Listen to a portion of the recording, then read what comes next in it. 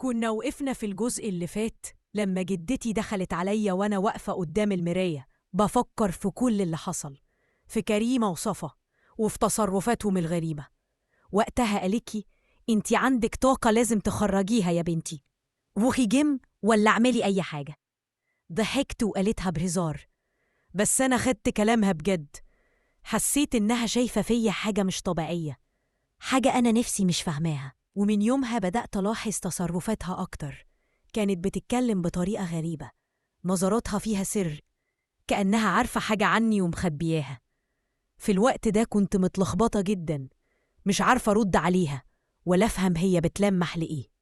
كنت بحاول أتهرب من الكلام، بس دماغي مش قادرة تهرب من التفكير فيها، وبالذات بعد المواقف اللي حصلت بيني وبين خالتي نادية وكريمة بنتها، اللي فجأة بقت بتتجنبني ومش عايزة تبصلي في وشي. لحد ما في يوم قابلت أم كريمة تحت في مدخل العمارة، كانت واقفة مع جارنا وبيتكلموا بهمس.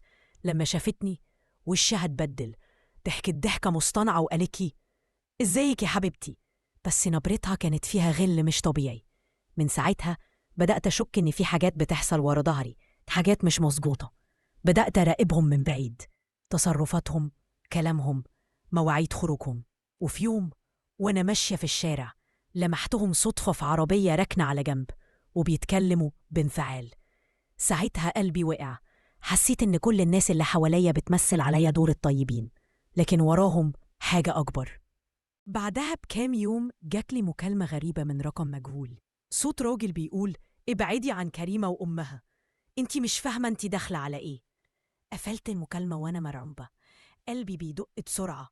مين ده؟ وليه بيحذرني؟ رحت على بيت جدتي أحكي لها، لقيتها قاعدة بتبكي بهدوء. ولما سألتها في ايه، قالتلي في حاجات يا بنتي لازم تفضل مدفونة، ما تفتحيش أبواب الماضي. الكلمة دي علقت في دماغي ومعرفتش أنام بعدها.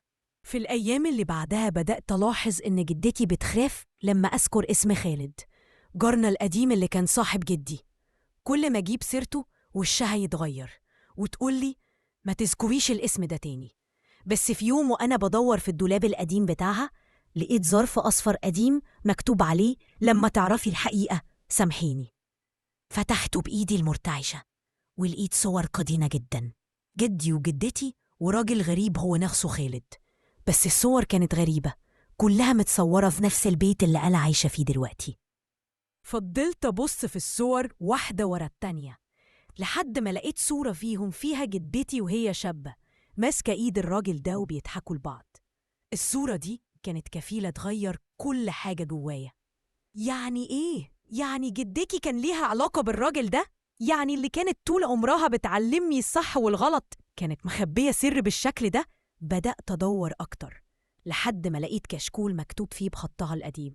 الكلام كان غريب، كانت بتحكي عن خيانة وعن حب ممنوع وعن وعد ما تنفذش. ساعتها فهمت إن كل حاجة بتحصل حواليا مش صدفة، إن اللي أنا فيه دلوقتي امتداد لحكاية قديمة بدأت قبل ما اتولد بسنين. والناس اللي حواليا مش زي ما باينين، كريمة وأمها وجدتي وحتى خالي هاني اللي كان دايما بيحاول يبعدني عنهم، كلهم ليهم دور في السر ده. وفي نفس الليلة وأنا قاعدة بفكر لقيت خالي بيكلمني وبيقولي بلاش تكملي يا بنتي، أنا عارف إنك وصلتي لحاجات خطر. سألته خطر؟ يعني إيه خطر؟ أنت عارف حاجة؟ قال لي اللي بدأ من سنين لسه ما خلصش. ومن اللحظة دي حياتي اتبدلت. كل يوم كنت بكتشف سر جديد، كل باب أفتحه بيكشف لي وش تاني من الحقيقة. وفي يوم قررت أواجه جدتي، دخلت أوضتها بالليل، كانت قاعدة قدام الشباك والدنيا ضلمة. قلت لها انتي كنتي بتحبي خالد؟ بصت لي بعيون فيها خوف وقالت انتي عرفتي؟ قلت لها عرفت، بس لسه مش فاهمة كل حاجة. قالت لي لما تعرفي الباقي يمكن تكرهيني. وسكتت. ومن هنا بدأت القصة الحقيقية، ايه اللي حصل بيني وبين جدتي وايه السر اللي مخبياه عني. ده اللي هتعرفوه في الجزء اللي جاي. بس قبل ما تسيبوني ما تنسوش تعملوا لايك واشتراك في القناة وتفعلوا الجرس علشان يوصلكوا كل جديد.